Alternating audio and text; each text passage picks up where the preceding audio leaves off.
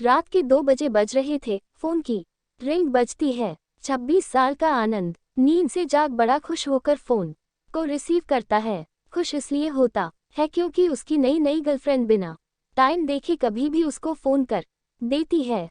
Phone की दूसरी तरफ से आवाज आती है, जन्मदिन मुबारक हो बेटा, आज मेरा बेटा पूरे 26 साल का हो गया है। मैं बहुत खुश हूँ। माँ की आवाज सुनते ही आनंद के चेहरे के एक्सप्रेशन बदल जाते हैं। वो गुस्से में बोलता है, माँ तुझे समझ नहीं आता क्या? इतनी सी बात के लिए मेरी नींद खराब कर दी। ये बात तो तू मुझे सुबह भी बोल सकती थी। इतना कहकर वह फोन काट देता। थोड़ी देर बाद फिर से फोन की रिंग बजती है। आनंद फिर से फोन उठाता है और इस बार फोन पर पापा होते हैं। आनंद इस बार आराम से बात करता है। थैंक यू पापा, आपने मुझे बर्थडे विश करने के लिए फोन किया, वो भी इतनी रात को।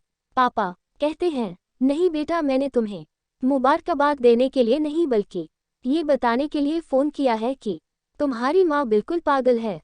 वो इतनी पागल है कि पिछले 1 महीने से मुझे हर दिन तेरा बर्थडे याद दिलाते आ रही है। वो इतनी पागल है कि तू हमसे सैकड़ों किलोमीटर दूर है, फिर भी उसने यहाँ पर खुद अपने हाथों से तेरे लिए केक बनाया है।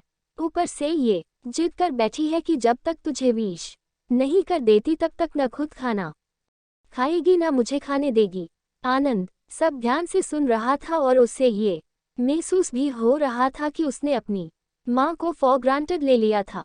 वो बोला, नहीं पापा, माँ बिल्कुल पागल नहीं है। पापा कहते हैं, नहीं बेटा, तू अपनी माँ के पागलपन को नहीं जानता, मैं जानता हूँ। वो तो 26 साल पहले ही पागल हो गई थी जब डॉक्टर ने उसे कहा था या तो हम बच्चे को बचा सकते हैं या आपको। उसने बिना 1 सेकंड भी सोचे बच्चे को बचाने का फैसला ले लिया और मुझे भी कसम देखकर उस फॉर्म पर साइन करने के लिए मना लिया था जिस पर लिखा था उसकी जिंदगी इस ऑपरेशन से खतरे में और अगर उसे कुछ होता है तो उसके जिम्मेदार डॉक्टर नहीं होंगे। अब तू ही बता, बिना तुझे देखे जो औरत तेरे लिए मरने को तैयार हो जाए उसे हम पागल नहीं कहेंगे तो क्या कहेंगे? इतना कहकर पापा ने भी फोन रख दिया। आनंद ने भी अब यह महसूस किया था कि वह जो कर रहा था वो भूल नहीं, गुनाह था। हाँ, एक बार किसी इंसान को दुख दो तो कोई बात नहीं, लेकिन भगवान को दुख देना गुनाह ही होता है और माँ भगवान से कम नहीं होती। पश्चाताप के आंसू उसकी आंखों से बह निकले। सवेरा होते ही आनंद अपन घर की ओर रवाना हो गया अपने माँ बाप माफ़ी मांगने के लिए। घर पहुँचते ही उसने पहले माँ से माफ़ी मांगी, जिसने उसे गले से लगा लिया। फिर वह अपने पापा से माफ़ी मांगने लगा। पापा ने कहा, कोई बात नहीं बेटा, जा तू वापस चला जा। तेरी माँ हमेशा कहती थी कि तू उसे बुढ़ापे में संभालेगा, लेकिन मैं उसे समझा दूंगा जैसे आज तक मैं उसे संभालते आया हूँ, वैसे ही आगे भी मैं उसका ख्याल रखूंगा। उसे भी यह समझ लेना चाहिए, जो बेटा उसके एक फ़ोन करने से परेशान हो जाए वह उसे उम्र भर क्या संभालेगा।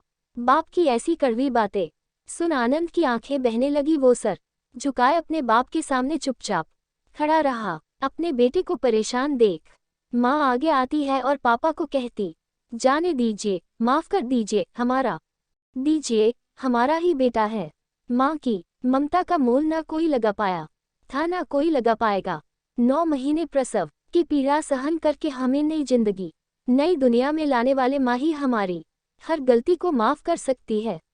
दोस्तों, यही होती है माँ की ममता, जो मरते दम तक अपने बच्चों की खातिर जीने का जुनून रखती है। दोस्तों, ये छोटी सी कहानी आपको कैसी लगी? अपने विचारों को हमारे साथ जरूर शेयर करें। धन्यवाद।